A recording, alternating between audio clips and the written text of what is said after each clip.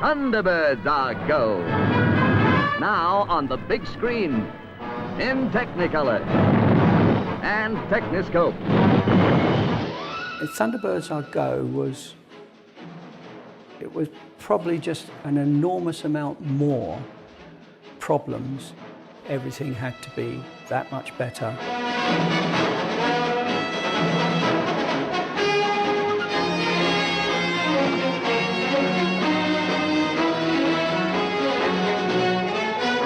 We were going on a big screen.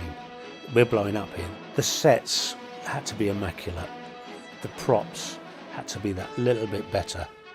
These are puppets, but they're going to be 30 foot tall by the time they get into a cinema. Attention to detail quadrupled, really. Biggest problem of all was, well, we don't want any strings to be seen. Well, I said, but you know, you're going to be putting this on a 70-foot sheet. How can we avoid the strings? He said, well, I don't want to see any. That's why some of the compositions are a bit tight on the head. Sometimes I feel you are cheating me. Then you kiss me and my mind is free. But then I think I should let you know that I got friends. So baby, listen to me. It was very well made, and I thought it was a great picture, and so did everybody else. It was a really exciting time. I mean, you have to remember, we'd all come up from Supercar and our own private showing down at Ipswich Road, but now we were at Leicester Square. We'd hit the big time, boys. It was just absolutely magic, really and truly.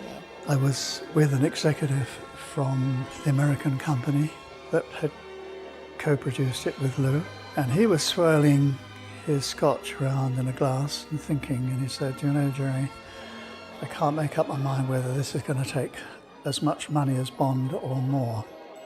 It was a glamorous time for such a small company. Why, it was such a glittering affair, wasn't it, Parker? I don't remember much about it, my lady. If you recall, I was left to serve the drinks. And the film was an amazing success, wasn't it, Parker? Mind the gap, my lady, when you step into the car. Thank you, Parker. We don't want to fall back to Earth, do we? Mind the gap, Alan. Mind the gap, Alan. Mind the gap. When the show was over and we left the theatre, the manager, I said, well, good night, sleep well. And he said, you're joking. He said, I'll be up all night. He said, they'll be queuing up 5 o'clock tomorrow morning to see this. Well, they didn't queue up.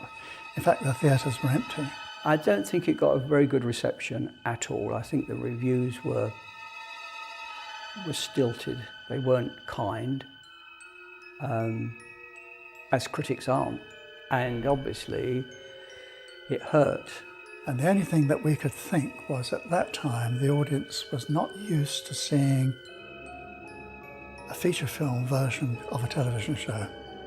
So people would look and see Thunderbirds and they'd say, well, we've seen it on television.